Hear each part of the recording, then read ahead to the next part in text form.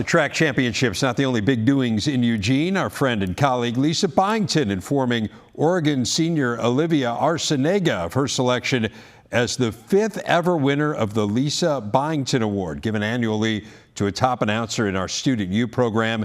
LB getting help from the Oregon Duck there, which played an enthusiastic non-speaking role in the revelation. Our big stat presented by Gatorade, showing off that list of winners. Lisa's such a trailblazer in our business, universally admired. Olivia wins an immersive experience here at the Big Ten Network as part of the honor. Also gets a chance for one-on-one mentorship from Lisa as she builds a demo reel with aims to progress in the world of sportscasting.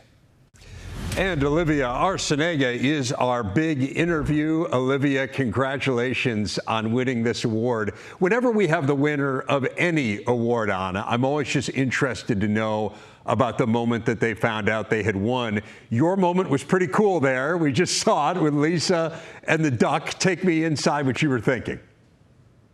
I was completely surprised. My producer, Alex Stimson here at Oregon, was behind it. I know everybody else at Big Ten was behind it. And I truly thought I was going in for a final interview. That's what everybody told me.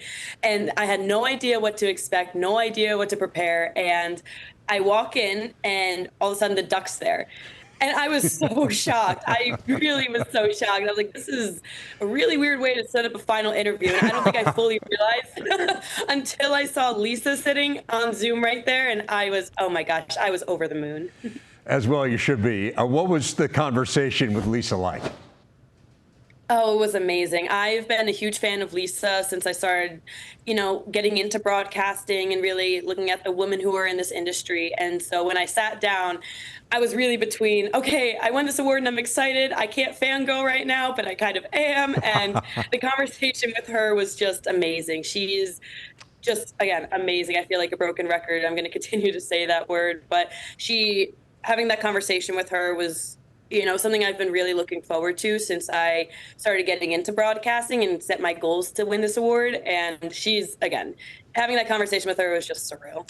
Well, I will say I fanboy when I'm around Lisa, so I get it. I mean, she's someone who she's someone I admire greatly. She's really awesome and inspirational. And I think one of the things that's really cool about Lisa is what a mentor she is, and part of this award is a mentorship with her. But one of the things I found really interesting in diving into your background is that you were a finalist for this last year, and you had a chance to interact a little bit with Lisa, and she gave you some advice because you made no bones about the fact it was your goal to win it this year. So what did she say to you last year, even when you weren't a winner, that maybe helped you win it this year?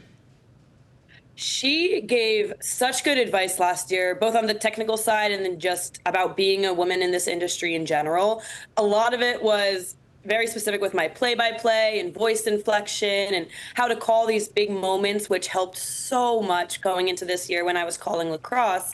But a lot of her advice, too, was just kind of life advice. And she's somebody that I've been able to talk to all throughout this year and shoot emails to, whether it's my reel or just asking about certain situations. So last year, the advice, it was so helpful going into this year because when I was stepping into every broadcast, especially the earlier ones this year, I got to remember, what she said about how to kind of go about conducting an interview and maybe how to frame a question one way versus another. And then, of course, all the play-by-play stuff. But really, when I walked into any situation this year, her voice was always in the back of my mind and just how to present yourself as a woman in the industry. And not that there's a specific way to do that, but just how to be yourself and be okay with that. And just really have fun with it is really her main thing. And that was so valuable.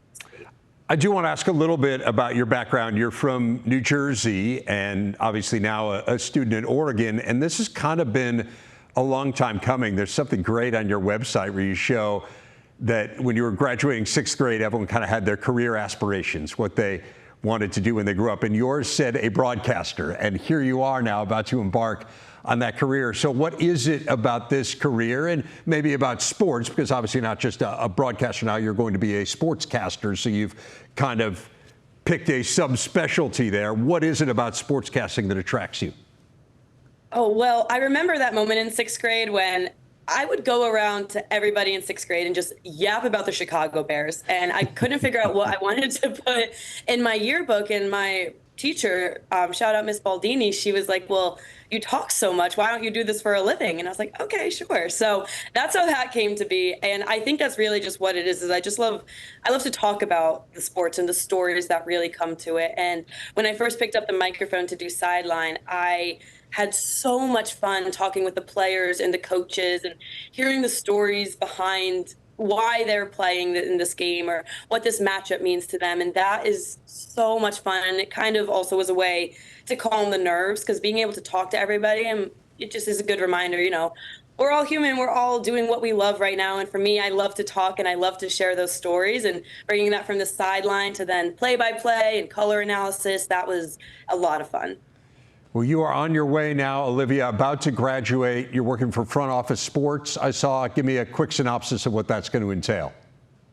So I will be a multimedia reporter for Front Office Sports, which I'm super excited about, because it's a new business that intersects sports and more of the business side of things, which is what I love. I'm a business major here at the University of Oregon, and being able to kind of wrap those two things into one is really special for me.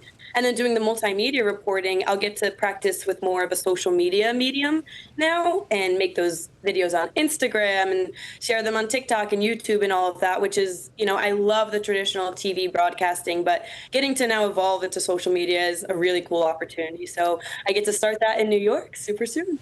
Well, congratulations. I think you will swim. I don't envision you sinking. You can get advice from the duck on making sure you don't sink, but I think you're well on your way. Olivia Arciniega, congratulations on winning this award. Thanks for spending a few minutes with us.